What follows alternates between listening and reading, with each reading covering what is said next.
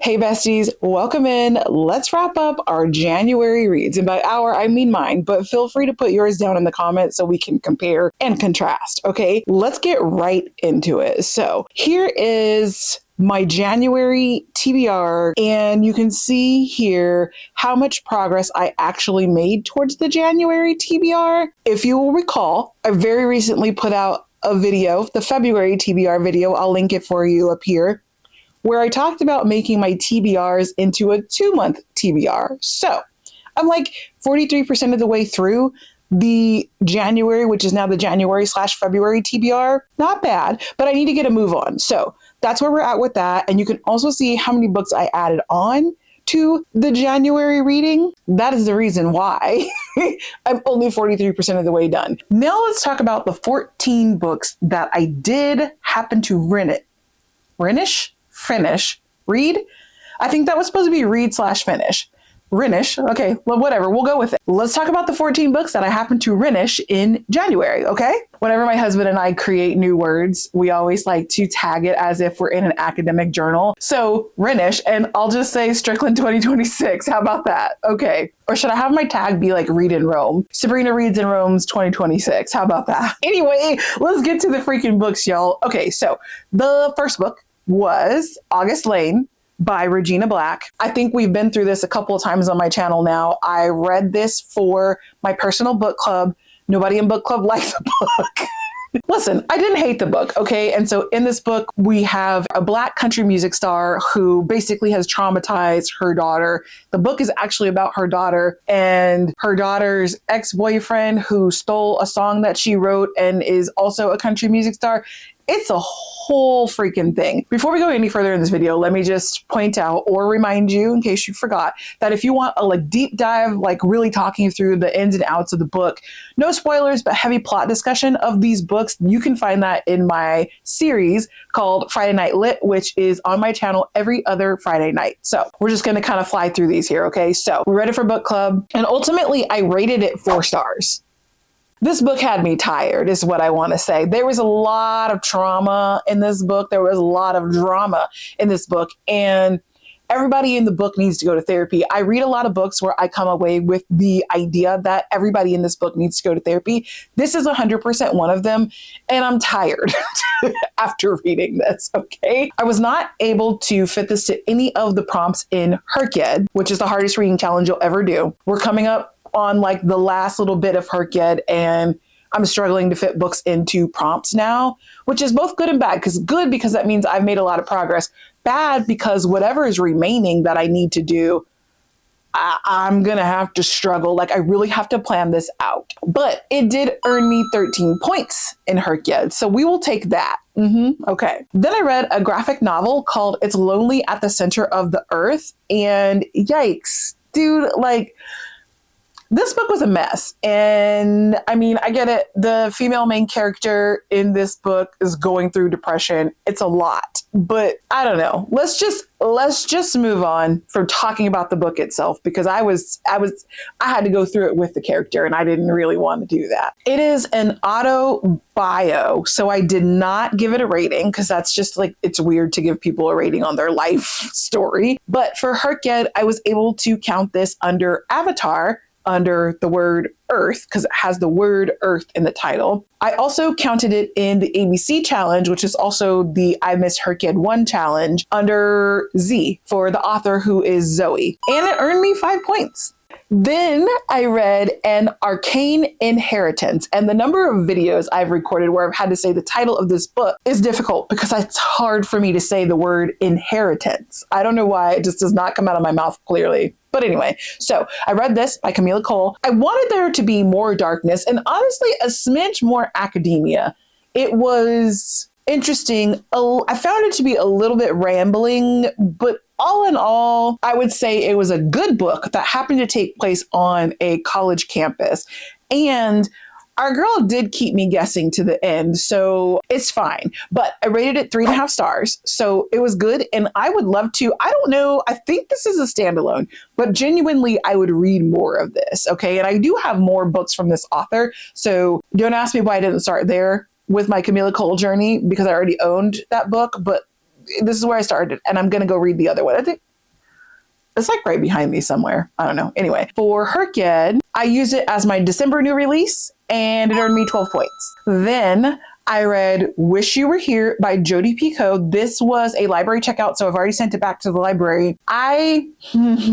First of all, it's my first Jodi Picoult. And yes, someone pointed out that like I'm saying Picoult instead of Picoult. I don't know why, but for whatever reason, I'm pronouncing her name in French. The lady's not French. I just am pronouncing her name in French and I can't stop myself. That's beside the point. That was my first Jodi Picoult book and I loved it. Now listen, there's a twist in this book. It took me on like a roller coaster loop-de-loop. I was like, come once again, what do you mean? It was one of those things where it was such a what the fuck moment that I put the book down and went to bed. I still could have kept reading for the night. I usually read for a good portion of my evening before bed. And I still had maybe 90 minutes left on my reading clock that I allow myself. I just put the book down and went to bed because I was like, what are you talking about? But I picked it up the next day and I was able to finish it and it was great. I rated this 4 stars. It would have been higher had it not brought me to the brink of exhaustion and made me just throw it down and go to bed. Unfortunately, there were no prompts available for this in hrcyed, but it did earn me 6 points, and we're good with that. Man, we're just flying through these today. This is probably going to be the shortest monthly recap that I have ever done. And I'm attributing that to the Friday Night Lit because I've already gotten all of my thoughts out about these books. And so I'm just kind of quickly recapping them for you. And we're just kind of going through it. Do I recommend it? Do I not recommend it? Moving right along. Then I read an arc of The Redo List by Denise Williams. I have ranted and raved about this book in multiple videos at this point. I had such a freaking good time with this. I loved everything about it. Okay. It was delicious. Is that a word for it? It was caliente. I just like the way that Denise writes these characters. I was in this relationship with them and it was fantastic from top to bottom, from right to left. Does that work on the screen? Is this your right? This is your left, right? Left to right? Who cares? Whatever. Getting caught up on little things that don't mean anything. So this one just came out on January 27th. If you have not picked this up yet, go get it and read it. What are you waiting for? This is perfect, February, Valentine's-y, month of love kind of book. And you absolutely need to read this. It's a Black author. What more do I need to tell you? Go pick this book up and read it. Okay. I rated this 4.75 stars. And I'm going to be honest with you. I am pretty sure I need to rate it 5 stars. I think we're going to bump it up to 5 stars.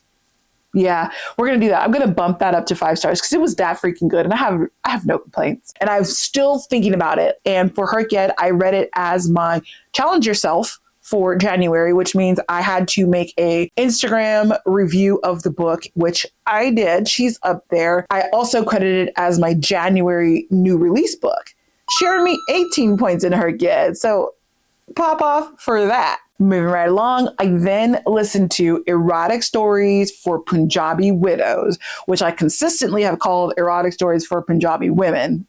It's widows. Anyway, this was a decent listen. It was a work book club pick from 2 months ago, and then work book club got in trouble for picking a story that had erotic undertones to it. And I'm like, who at book club didn't stop the conversation when we were choosing a book and be like, guys, I don't feel comfortable reading a story with genitalia mentioned in it. Who didn't raise their hand at that point when we were picking the book? I mean, Sabrina was on medical leave because she had a migraine that was preventing her from standing up when this was picked. So it wasn't me. It wasn't my fault. But when I came back to work, they were like, oh, so book club's in trouble. And I was like, what happened? And they're like, yeah, we can't be reading stories with genitalia mentioned. I'm like, it's in the title, you guys. It says erotic stories. Anyway, I digress. Just that's whatever. If you're sensitive to that, listen. So I listened to this book. It was cool. I got a little bored during part of it. It was just kind of like, okay, perhaps it's because I didn't really relate to the main character.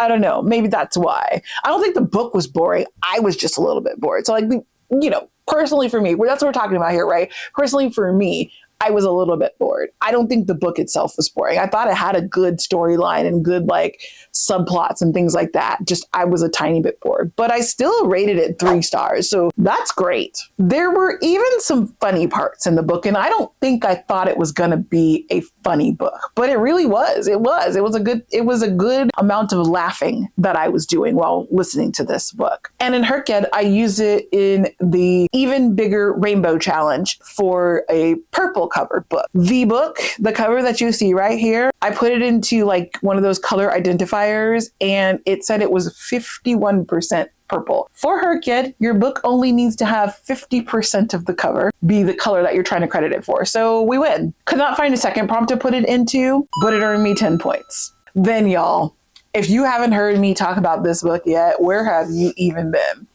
When the Tides Held the Moon. I love this book so damn much. This was such a beautiful book. First of all, it's a contender for book of the year because it's like, it was so good. I needed more from Vanessa Vita Kelly. This book was fantastic. It is a fantasy book. It is a queer book. It has a merman in it. It's a historical fiction. Like there's so many, do we call this a genre bending book? Is that what we call these? There's so many things in this book that are just incredible, out of this world. I've already talked about it in depth, so I'm not gonna do that again here. But like, this was so good. It was so freaking good. Okay. 5 stars, needless to say. There's artwork in here that the author herself drew. Go get this book and read it. I'm not even going to say anything else. Go get this book and read it. 5 stars. I would give it 6 if I could, but like, let's not start doing that thing. Okay. Because then what do we stop? 7 stars, 8 stars, 10. In hrcyed, I use this to meet Q's reviews, a mini review. Then I also use this in the disability rep because one of our characters has like crippling asthma. So we're using the ADA definition of a disability, asthma. We're counting it for this. And with that, I officially have a bingo on the hrcyed board. So that's exciting. We'll talk about that at the very, very end. But yes, I have a bingo. So contender for book of the year. And honestly, we're making this book of the month. And I want to, let me pause the video for 1 second because you see this right here. I don't know if you can see it on the screen. There's a little like clear box right here. So I'm going to display my book of the month each month. So let me put this in and then we'll continue on with the video. Okay. 1 sec. Book of the month for January. And I don't know if I said, but I earned 15 points for hrcyed for When the Tides Held the Moon. Cruising right on through. Next, I read The Book Eaters by Sunyi Dean. I need to take this back to the library. I have had this on my list for a while. It has a very unique concept in this. The people don't, well, they're monsters. They don't eat food like we do. They eat books. They live amongst people. They look like people, but they consume books. And a lot of them are bad. They have a very patriarchal society. And ultimately, that's kind of what the book is about. Now, I had a really good time. I loved the beginning of this book. I was so into it in the middle of the book. I didn't love the ending of the book.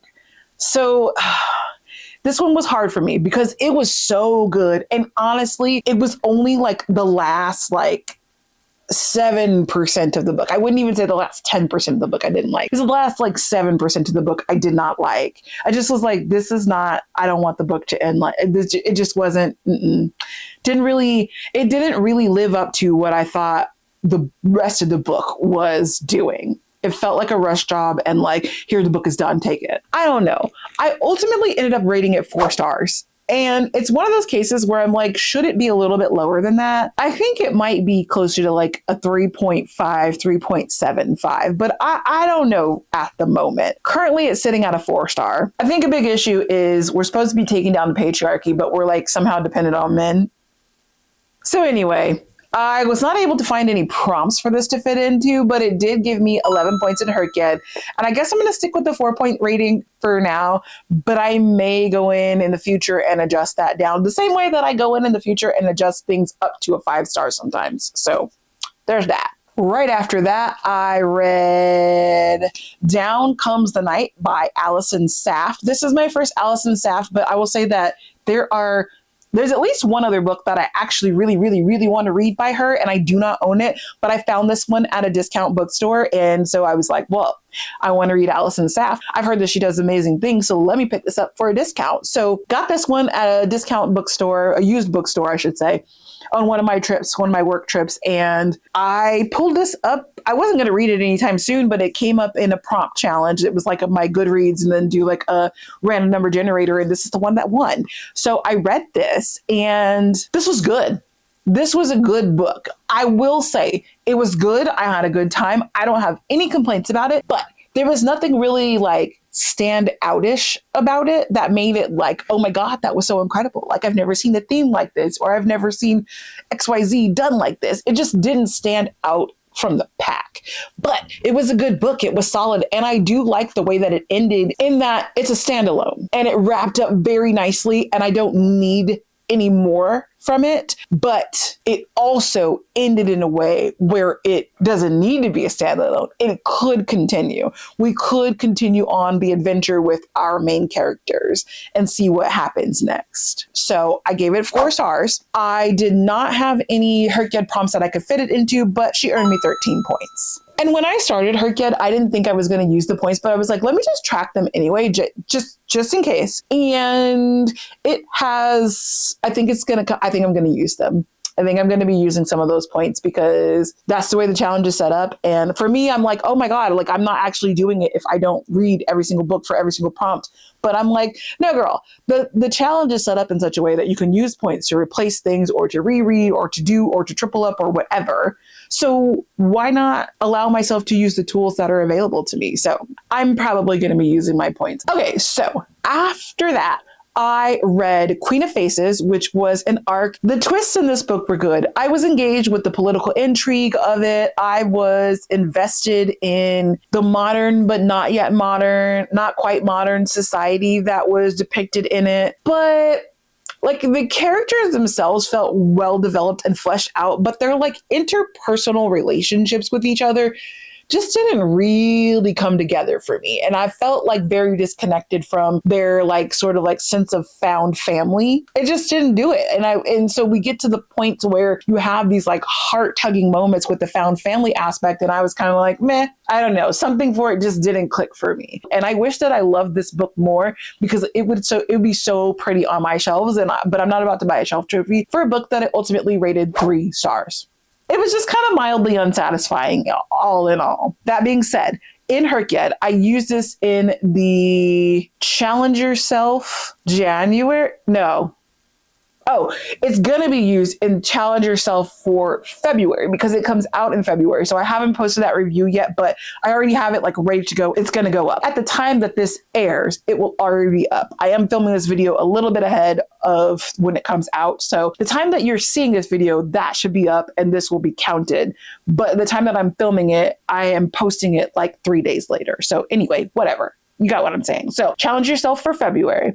And I use it in the ABC challenge, aka the I Miss hrcyed 1 challenge for the letter Q for Queen. I would have earned me 15 points. Then I listened to All Manner of Things Shall Be, which was a short in the Amazon short series, The Time Traveler's Passport. This one was written by Olivia Blake. This is the one that I was the most excited for in this like grouping of short stories. It was fine, but it wasn't like as good as the ones, like the one by Punk Shepherd, the one by John Scalzi, which was incredible. It wasn't as good as those. It wasn't like bad or anything. I think I just wanted to love this. I wanted it to be a 5-star and it was all right. It was all right. And honestly, I listened to this like maybe 2 weeks ago and I'm trying to remember what was this about? Oh my God, you guys, I honestly can't even remember what this was about. Okay, so I rated it 3 stars, but maybe I should have rated it a little bit lower because I don't even remember what this is about. And it's like literally just like not even here anymore. Well, there's that. I didn't find any prompts to fit it in, but it did give me 10 stars. 10 stars, 10 points.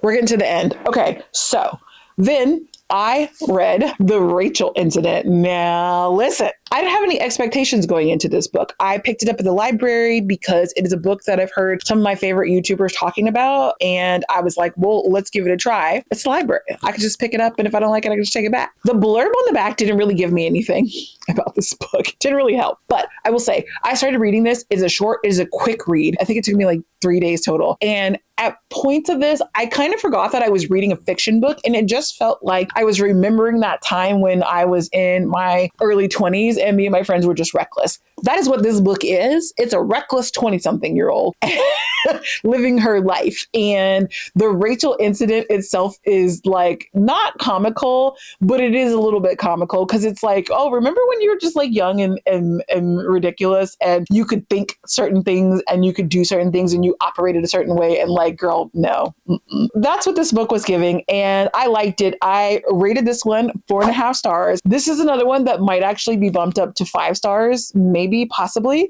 A+ for this. I didn't find any hrcyed prompts to put this into. It did earn me 6 points, and I've got to take her back to the library today. So I highly recommend you read this if you are in your 20s or if you're feeling nostalgic for your 20s. And this penultimate one was F. Scott Fitzgerald's The Great Gatsby.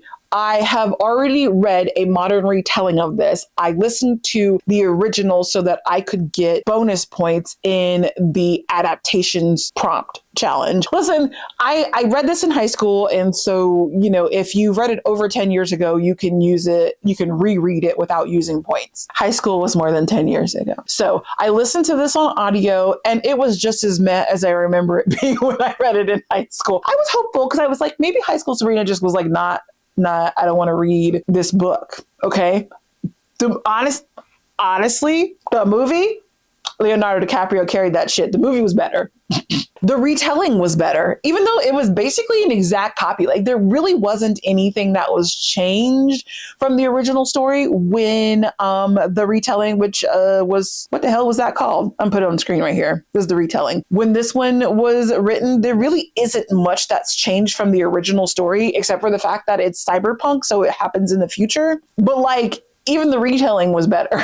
I just didn't have like warm, fuzzy feelings after listening to The Great Gatsby. So here, 3 stars. Okay. And I looked at my Goodreads from before, like when I rated this way back in the day, I gave it a 3-star previously and it's still a 3-star. Like it's not terrible. It just is like, all right, girl, I guess. So obviously I counted it in adaptations. I already did the retelling to count as that little portion of it. So it just gave me 5 bonus points there. But I did earn 12 points altogether. So the last book that I read was Addicted to You by Krista and Becca Ritchie. I read this on KU. I honestly couldn't decide if the book was bad or if it was just like kind of unsettling because it's written from the perspective of a 20-year-old addict who is dating another 20-year-old addict or addicted to different things, including each other. So he is addicted to alcohol, she is addicted to sex, and then they are addicted to each other.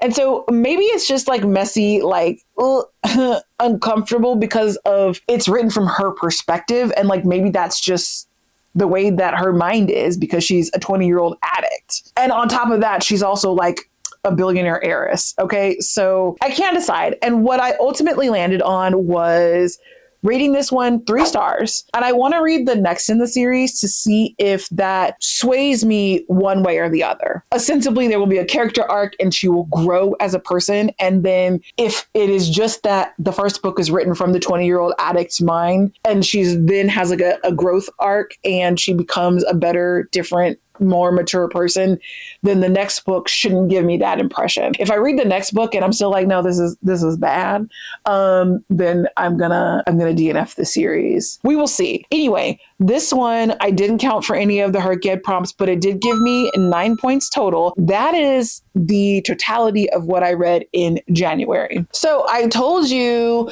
that I got my first bingo in hrcyed. So woo! Here is what the bingo board is looking like all in all. And that bingo comes with completing the award season, disability rep, our mid-square for the even bigger rainbow, the readathon, and the BIPOC challenge. So yay me. All right, friends. So since you made it this far, I want to say thanks for watching my video. Thanks for hanging out with me today. If you wouldn't mind hitting the like and subscribe button. I'll wait. Hit them both. You can even hit the bell button if you want to be notified every time I upload. Now that you've hit all those buttons, I will see you in the very next video.